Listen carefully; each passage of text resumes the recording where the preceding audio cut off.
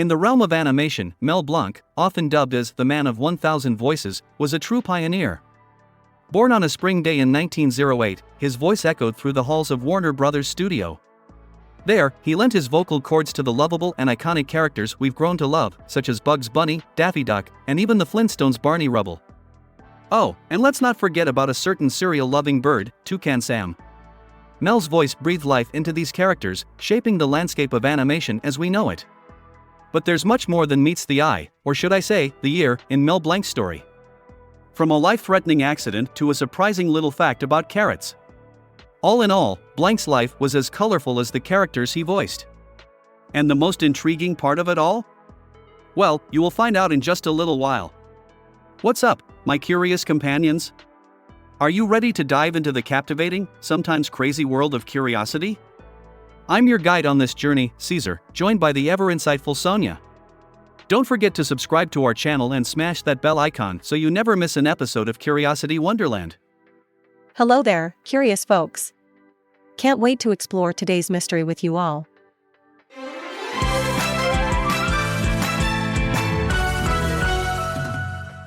Now, my curious friends, let's dive into the fascinating world of Mel Blanc, the man who gave voice to our beloved cartoon characters.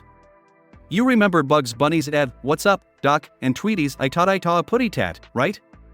Well, these famous catchphrases originated from none other than Blanc himself.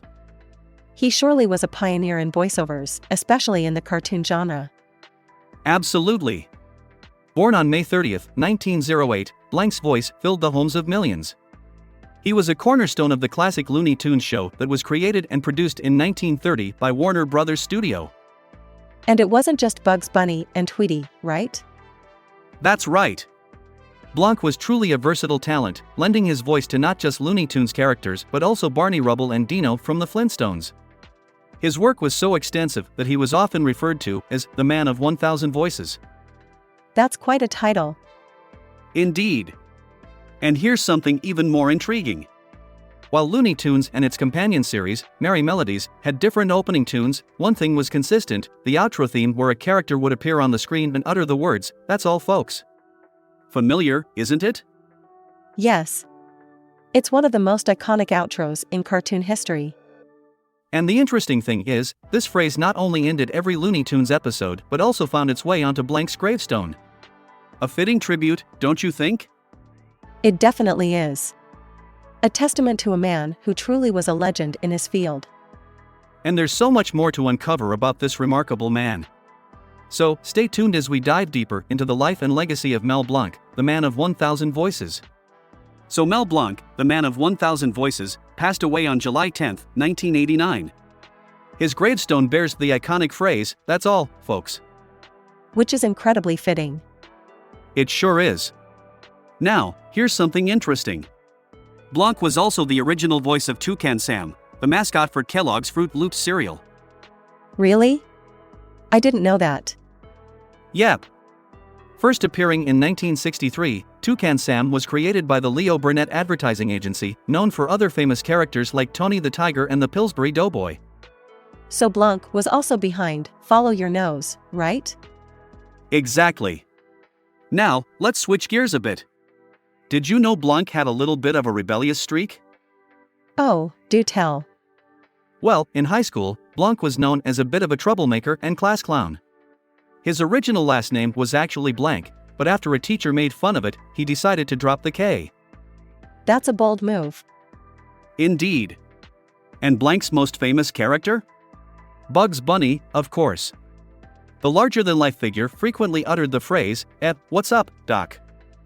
Blanc truly had a lasting impact on pop culture. You know, life can throw us some curveballs. In 1961, Blanc had a life-threatening car accident which actually put him in a coma. And guess what helped him out of it? What was it? It was Bugs Bunny. A doctor, trying to reach him, asked, "Bugs? Bugs Bunny? Are you there?" And Blanc, still in his coma, responded with that iconic catchphrase, "What's up, Doc?" Wow, that's incredible. Absolutely.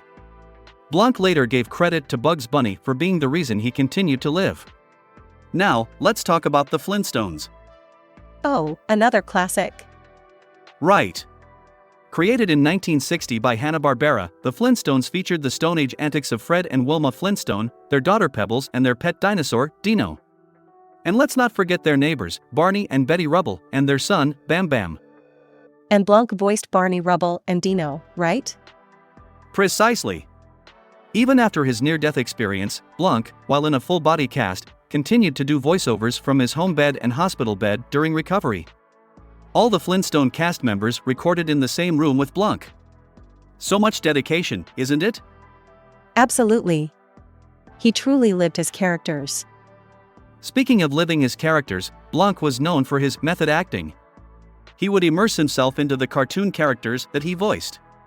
When he was in the sound booth recording, those in the studio could see the exact character he was voicing. Quite a talent, don't you agree? Indeed. Blanc was truly a master of his craft.